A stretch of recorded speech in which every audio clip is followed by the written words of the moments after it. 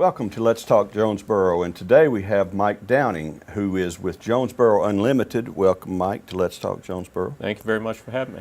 Mike made a fabulous presentation to City Council recently, and Mike, it was received very well, and we thought we would have you play it again, Sam, for the public here. And you came from Missouri. A little background on Mike. Mike came from Missouri, where he was Economic Development Director. Is that what was the title? Right. For the state. For how many years? About 4.5 years. But you worked for the state in economic development for 35 years. 35 years. So you've seen a little bit of what it takes to make states, cities, towns, big and small, successful. Yeah, and they're all different too. We work with communities as large as St. Louis and Kansas City, but as small as my hometown of Kennett, Poplar Bluff, Springfield, and all in between. So it's a very interesting situation. So Mike has a little bit of a unique outsider's perspective of Jonesboro, but he's not unfamiliar with Jonesboro. He didn't arrive, you didn't drop in out of a cloud into Jonesboro. You have a history. You actually attended Arkansas State University. In the 70s, mid-70s, and married a girl here, and her family's still here, so we've come here, a few times a year over that period when we were in Missouri. And I grew up in Kennett, as I said, so come here quite often. And Mike graduated, was a member of the national championship football team of 1975, but it was not a national champion, it was undefeated. Undefeated? Undefeated, 11-0, the last undefeated team of Arkansas State. How do you get undefeated without being national champs? Because back then there was only 10 bowl games, and we weren't invited to a bowl game. Okay. So our motto was 11-0 and nowhere to go. Very nice, very nice. Well, now you've been back in town for the better part of a year now, or about six or 7 months. 6 or 7 months. Yeah. And tell us, Jonesboro Unlimited is? Jonesboro Unlimited is an affiliate of the Chamber, and it's a group of business and community leaders that got together and said that we need to up our game in business recruitment and community enhancement. And so it was formed about a year or so ago. They did a strategic plan with the help of an outside consultant and developed different strategies. So one of the strategies was that Craig Rickard, who's our marketing director, former anchorman here in town, is our marketing director, right. And then they hired me also. So they've stepped up the staff, stepped up the funding, and last year we had a pretty good year. I think it was 1,200 jobs created by both the expanding industries and new industries to the area, and some other things then. Well, now your job and part of your presentation was that Jonesboro is going to grow and has been growing, but we want it to grow in the best way possible. And tell me what else from there. Yeah, I'm a big believer in Jim Collins's book several years ago called Good to Great, and Jonesboro, I think, is good now. It's a good place to live. It's got great people. The economy's doing pretty well, but it's got some areas that we should be concerned about for the future, and that's what we want to talk about then. Well, get us started. You've talked about the results, or I guess you are targeting specific industries. You want to talk about that? Well, we are primarily going after the types of industries that are likely to want to locate in Jonesboro, such as food processing. That's the most significant one in Jonesboro because of our agriculture base, because of our plentiful water, low utility rates. So that and metal manufacturing companies like Hytrol, who's in the logistics business also, but those kind of companies would more naturally seem to want to locate here because of our natural benefits then. Very nice. So you take off, you make the presentation, and I'll pop in with a interrupted question every now and then. All right, very good. Well, in economic development, the International Economic Development Council does research and training, and they advise to separate types of businesses basically into two. There's primary businesses, which are the types of companies that compete and sell mostly outside the local market area. Like manufacturing, Hytro is a great example because they sell almost all their products outside the local market. They don't compete within the market, so they're bringing in new money to the area, and that helps other types of businesses to grow. Their spin-off factor is much more significant than local businesses because like in the case of food processing, they're using local agricultural products and other businesses to feed from. So the spin-off rate for those is like 1.5%, and or 1.5 times jobs created.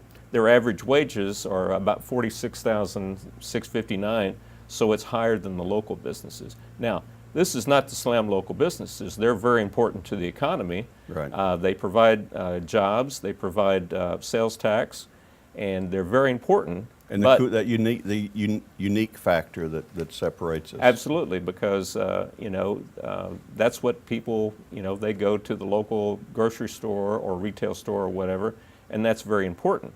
Now, the only issue is that they pay a little less and they compete within the local economy. Now, so you obviously want to strengthen your primary businesses because that has more spin-off impact and it grows more local businesses as a result then. So that's something to keep in mind.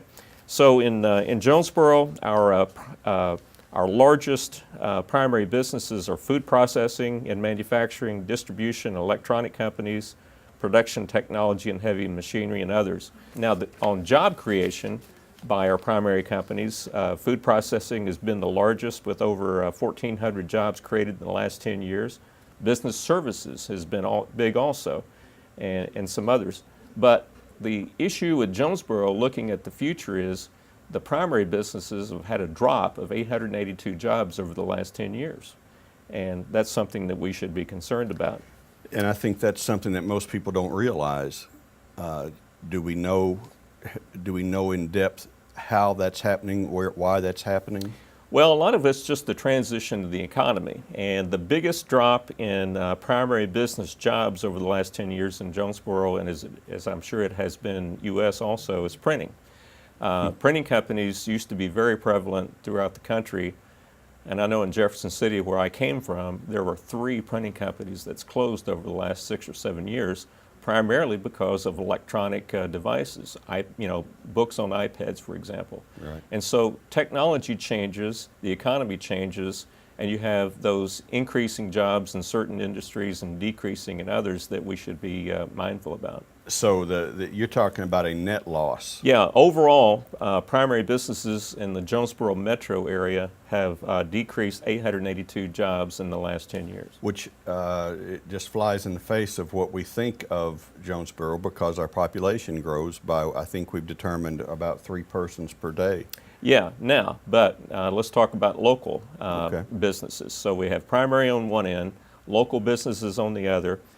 So local businesses, as I said a while ago, mostly compete within the same local market. 73% of the employees in the Jonesboro metro are in local businesses compared to 64% in the U.S. So we're 9% higher for local business employment than the U.S. rate.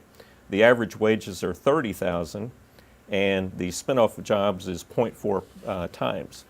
So the net increase in the Jonesboro metro over the last 10 years of local businesses has been 5,449 jobs. The biggest part of those in Jonesboro is health services. We have 2 big hospitals, and they continue to grow. Hospitality, which is restaurants and other hotels, things like that. Retail. So those are the 3 biggest local business employers in the Jonesboro metro. As far as job gains by local, you have the hospitals that have grown by over 3,000 in the last 10 years. No surprise here, and some others. So the net growth of local businesses, as I said, is 5,449. And that's a lot of jobs. And the only problem with that is if you're competing with yourself, it's kind of like playing in the SEC West. you need to schedule some outside games, right? That's right, right. And again, for the most part, the local businesses don't pay as well as the primary businesses, except for healthcare. Healthcare does pay above average wages, and that's a good thing. That is good. So for the positives for the Jonesboro metro area, we see a low unemployment rate. Unemployment's dropped about 1% over the last 12 months or so, and that's pretty consistent. As a matter of fact, the biggest problem a lot of employers say is they can't find enough people to fill positions, especially in the skilled trades. And the skills gap is the #1 economic development issue nationwide now, so that's something we're monitoring. But Jonesboro, unlike a lot of Arkansas, and especially in the Delta, has a growing population and employment.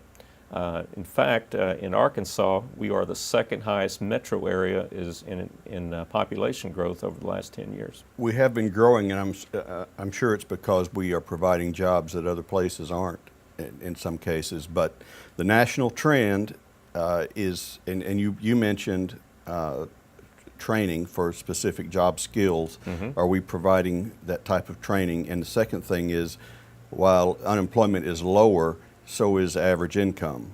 Well, let's talk about the training.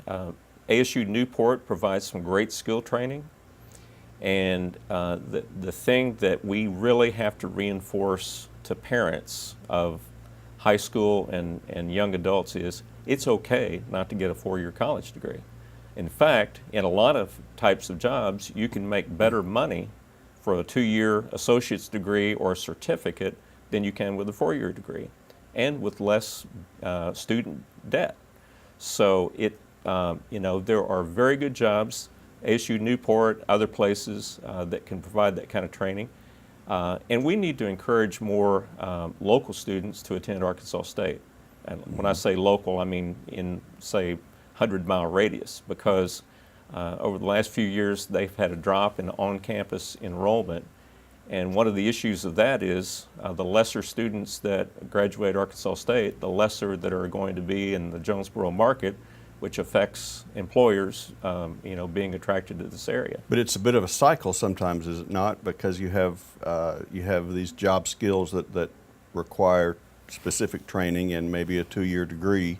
And so are we seeing a microcosm of what's playing out nationally, or is this a regional? Well, it's nationally. The skills gap nationally is a significant issue that companies will say that's their #1 problem right now. As a matter of fact, the #1 reason that companies will look at a metro area is the availability of skills that they need, specialty skills. With low unemployment rates, with people that are getting the training, things like that, we just need to increase the amount of people going into the certain specialty skills that employers are looking for. So what do we have next? Well, we talked about growing and population employment. We see a lot of new construction in Jonesboro. There's a lot of dirt flying in this town, and that's good. That's true. Because construction leads to more jobs, construction jobs. In fact, that's one of the shortages of this area is companies looking for people in the construction business. So if you can swing a hammer, you can pick pretty good money in this town. So we see a lot of construction. Low cost of living. We're one of the lowest cost of living in the country, Right. And that's great to have. And we're a fairly recession-resistant economy. And why is that? Because of Arkansas State being a stable employer, and with the hospitals, the healthcare system here being a predominant employer. So if there is a downturn in the economy, then that will help us get through that process then. They don't have recessions and sick people, do they? They don't. In fact, healthcare will definitely, that's the #1 area of growth for employment is healthcare. It has something to do with baby boomers too, I assume. It does. Another benefit is Jonesboro is recently ranked, as I'm sure you know, because you're the one that told me about this, as a top 10 city for working parents. We were #5. And anything else you want to add on to that? Well, we consistently have, the last couple of years, been showing up in various rankings, and sometimes the rankings are a little bit superficial, but we tend to show up in different sets of rankings: best place to raise a family, best place to find a job, best place to retire, best place to own a home, and things like that. So we have a lot of strengths, but I feel like that there's usually one component that we don't rank so well in, and that is maybe quality of life or things to do, Yeah. so to speak. Yeah, that's something we'll talk about in a minute, but Okay. certainly we need to work on that. But the best cities for working parents has to do with low unemployment, low crime rate, low cost of living, and we look good in all those areas then. And Mike, I want to bring this up as a guy who is relatively new in town. I think people who have lived here a long time don't consider our crime rate as being low, but having lived in other cities, I can say anecdotally, I feel safer in Jonesboro than most any place I've ever lived. I agree. Yes, there's crime here as there is in every community, but I just don't see the significance of the crime as much as communities I've been around. So that's a great thing. And that's not to diminish anyone who's been a victim of a crime, because it's personal, it's individual, but as a rate, I think Jonesboro does very well. Yeah, I agree. So let's talk about the caution signs, because again, if we're going to go from good to great, we've got to look at what's Jim Collins calls explore the brutal facts. And so let's look at a few of those. First of all, as I mentioned earlier, we rely a little bit too much on local business clusters for employment. We're 9% higher than the U.S. rate. And the problem with that is a lot of the local businesses in the next 5, maybe 10 years, maybe sooner, will be automated. There's about studies that a fairly significant portion of those types of jobs will be affected by automation. So not only do they not pay as well, they're more subject to having go away because of automation. So that's something we should certainly be. Do you know any examples? Well, retail, for example. There's a lot of stores that are looking at kiosks or some kind of automated payment in different methods. And you're seeing some kiosks in restaurants now, in fast food restaurants. So, all kinds of automation are looking at things. Something that won't be automated is healthcare.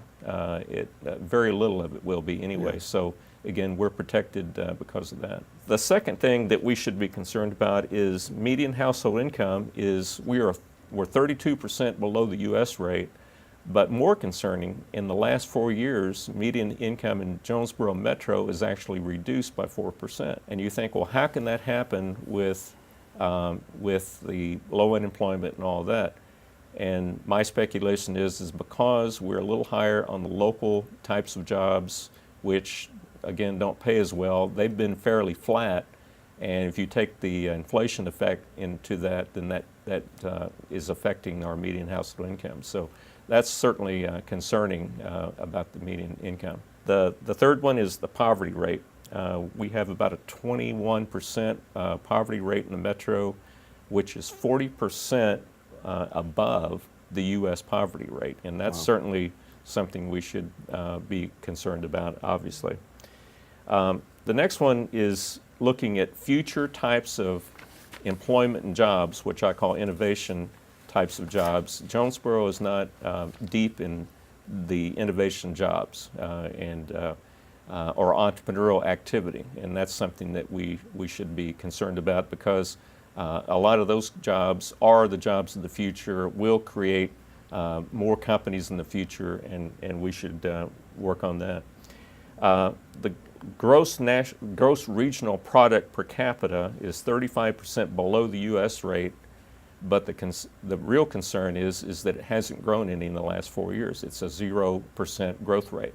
So we'll monitor that. And then what I would think is most concerning is the percentage of persons aged 25 to 49 with a post-secondary degree is 26% below the U.S. rate. And again, with the primary businesses creating the higher tech jobs and the healthcare requiring more educated jobs, we're just not keeping up with the level of education necessary to grow the jobs of the future. Well, the mayor likes to say the difference in someone owning a business or managing a group of workers and the guys down there doing the hard work is education. Right, absolutely. And because of the way that technology is changing the nature of work, that education level is going to be escalating more significant in the future. Right now, the Jonesboro Metro has only 30% of the persons 25 to 49 that have at least an associate's degree or above, whereas Little Rock is 37, Memphis is 35, and Fayetteville is 36. So we just need to do better than that. I think the U.S. rate's 45%, and so you can see that we've got some work on that area. What do you see as our targets for improving this? Do we need jobs in the industrial complex? Do we need to increase our tech sector and bring people into downtown, with jobs like that? Well, it's interesting because we've got one of the most advanced technology, advanced manufacturing companies here in our backyard, and I've seen it firsthand, is Hytrol. Mm-hmm. I went to the Modex trade show a few weeks ago and visited their booth, and they were as technology savvy as any company there, and it was all about artificial intelligence and automation and advanced manufacturing, and Hytrol in our backyard is doing as good as anybody. That's impressive. Yeah. In my limited experience in the business world, it seemed like a lot of companies maybe that had factories here from Japan or whatever were the ones that were most efficient, I would say, with technology. Right. But with that advanced technology, we need people with more advanced degrees. And, so we've really got to reinforce to our grade school, middle school, high school students that if you're going to get a good job, you're going to have better education, and just reinforce that all we can. So let's talk about what's happening in the economy worldwide now. We are evolving very quickly to the knowledge economy, and the knowledge economy is affecting education, employment, and McKinsey Company has done a study on what they call the 12 disruptive technologies. I've been to trade shows over the last 3 or 4 years and seen them firsthand. For example, I was at a trade show in Germany where I saw a 3D printer make a full-size vehicle. It was incredible. And I can't believe it. Fully, the automation that they were demonstrating at this trade show was just amazing. So the 12, some things like mobile internet, renewable energy, automation of knowledge work, advanced oil and gas exploration, advanced materials, energy storage, all those are requiring higher levels of education, more technology, and people that can understand and be innovative in those areas then. So it's really fascinating. It really is a fascinating area. Is this an education that needs to begin before high school graduation? We just returned from a trip from Greenville, South Carolina, and 20 years ago they started transforming their downtown. We'll get into the quality of life later, but one of the things that we visited was an elementary school. That focused on engineering. The principal would call their students engineers. Wow. And at a grade school level, starting in kindergarten, they were getting the principles of technology and engineering concepts, and it was just fascinating, and I hope we can do all we can to bring that here then. Well, let's talk about what else the new economy is bringing. Okay. The Atlantic magazine says that nerds and nurses are taking over the U.S. economy. Nerds being IT kind of people. I worked on a project in Kansas City a few years ago with Cerner Corporation, who's a medical software company, and they were going to redevelop an entire old mall and create 16,000 information technology jobs. 16,000. It's amazing. And companies like Amazon is looking for a project that's 50,000 jobs, mostly in technology-oriented types of positions. So that's where the economy's going. They also call the fastest growing jobs through 2026 the 3 Cs: care, computers, and clean energy. Solar panel installers are a hot topic right now and certainly going to be in the future. And that's going to affect us too. A lot of times we feel like we're insulated. I think maybe by being in the middle of the country, and maybe it's a Southern attitude thing, but the things, technology, extreme weather, everything seems to be. We don't have a water shortage. Yeah. We don't experience a lot of the things that's going on in the world, and we feel like we live in this bubble where things aren't going to change sometimes, and we need to be more prepared for change. Don't you think? Absolutely. Change is coming, whether we like it or not. If the workers in the printing industry, for example, felt that in the last 10 years, and they've had to transition to new types of jobs. But the new jobs pay good, they've got great future, they just require more advanced education. Right. We talked about automation risk.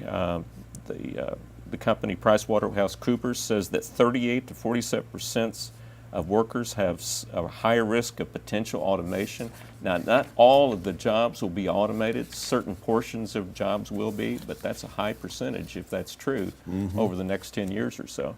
Retail salespeople, fast food, laborers and material movers, secretaries and cashiers have some of the highest possibilities for automation over the next several years.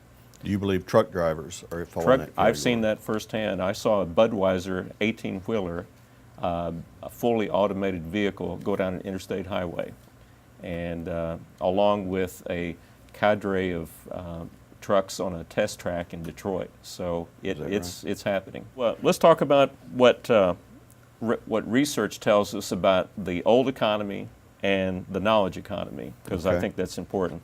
The old economy says inexpensive place was a key to do business. Companies wanted a cheap place to do business. Right. Well, the knowledge economy says what's the priority is an area rich in talent and ideas because of innovation and advanced education. Old economy is attracting companies was the key, and now it's attracting educated people. Economic development organizations around the country are transitioning into more talent attraction than they were or attracting companies. The third is a high quality physical environment. That quality of life you talked about was an unnecessary luxury in the old economy, but now physical and cultural amenities are the key in attracting knowledge workers, and we'll get into that a little bit more in a minute. It used to be that people follow jobs, but now talented, well-educated people choose locations first and then look for a job. The old economy, locations mattered relative to raw materials and transportation, but now quality places with a high quality of life matters more. So I've got some research that talks about, it says education levels will determine which cities thrive in the future. CEOs for Cities says that education is the single most important factor driving economic growth, and you can see charts about educational attainment and income growth. It's just the way it happens because of the way the economy is changing toward the knowledge economy. Let's talk about that quality of life issue, and we call it placemaking. Placemaking is the process of creating quality places where people want to live, work, play, shop, learn, and visit. And it's the key to talent attraction. So talented people want to live in a cool place. And research says that 75% of that young talent first say that they want to live in a cool place before they decide where they're going to work. That's unlike my generation, opposite, I'm sure. But you have kids nowadays that grown in more affluent households. They have choices, and when they get an education that's in high demand, they can live anywhere they want to. So it's the key for us, if we want to grow that knowledge workers, is to make this place cool and attractive for that knowledge workers then. And I've seen that play out. I've seen people literally leave good paying jobs in places that they didn't want to be, to go find something. Sure. You know, and that to me takes unfathomable courage almost. Yeah. But the young people, as a mayor of a city I lived in said, millennials want to water ski down Main Street, and so Yeah. there's something to that analogy. Well, let's talk about what makes an attractive place for young talent, because, you know, you can talk about quality of life, but let's understand from their perspective what they're looking for and why it matters. They want a place that they can live and work and get around by public transport, walking, or riding a bike. I can't tell you the number of people I hear that says, I want to be able to ride my bike to work or walk to work, you know, in a walkable neighborhood, things like that. A dense mix of residential and commercial development, exciting entertainment options, continuing education, opportunities to expand their education, because if you've got a you know, professional degree, you want to expand that so you can get future job possibilities. And public spaces for exercise and hanging out. Hanging out's big, and it also causes, it's a big deal for entrepreneurship. Entrepreneurs want to be around other smart people to collaborate, create new companies, things like that, and that's very critically important. Downtowns. I took a group to Springfield back a few months ago, and the mayor, who's a friend of mine, said something that I'll never forget. He said that downtowns are the place that makes a city unique. You know, every city's got a road such as Red Wolf Boulevard or Caraway with national chain stores on it. But what makes a city unique is your downtown. Makes it different from other places, and it's where the cool kids want to hang out because it is different. It's walkable, things like that. So I suggest that we want to concentrate on downtown to make ourselves unique. So given all that, what should we do? You know, and I mean, this is from a guy that's been here 6 or 7 months and still learning the city, and not trying to say we've got to do all this. Just my observations. You can take it for what it's worth, but we'll talk about it. First and foremost, we've got to do all we can to attract, retain, develop the talent. Development means education. Craighead County has 56% of the high school graduates that are going to post-secondary institutions compared to the U.S. rate of 69%. That's concerning because of the way the knowledge economy is escalating that need for skilled workers. By 2025, Lumina Foundation says that 60% of Americans will need a college degree, a certificate, or other high-quality credential beyond high school. Craighead County right now has 34%, and the U.S.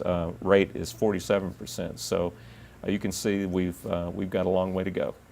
It's something we should do. Number 2, promote Arkansas State. Why? Because the more they graduate, the more likely to stay in Jonesboro, and we need that talented people to want to live here. We need to connect Arkansas State and downtown together because, again, that unique factor. Right. And also, we've got to make ASU, we the community, need to work with ASU to make the community more cool, to allow them to do more on weekends, and that will lead to more graduates staying here working. What have you seen in college towns that have made that work? Well, the bike trails are a big one. I know that in Columbia, Missouri, at the University of Missouri, you could get on the Katy Trail, which crossed through Columbia, and go St. Louis, Kansas City, either way, and a lot of towns in between. So the bike trails, the outdoor recreation, you know, having those opportunities, having music entertainment, you know, all kinds of things like that. So it varies from town to town, but you know, the bigger towns have professional sports, things like that. But you know, being an hour and 15 minutes from Memphis, we should promote that. You know, they've got some things that our residents can take advantage of also. Let's talk about the placemaking. Okay. One of the issues that has been raised here in the last few months is the bike and pedestrian path. It's just a phenomenal proposal, and we should do everything we can because that's one of the keys to gaining that placemaking growth. Absolutely. The sidewalk plan that the City Council approved a couple weeks ago was instrumental also, and I see that all over where that's important to people to have a good place to walk. Downtown redevelopment, talked about that. That's critical. And then we all need to promote Jonesboro.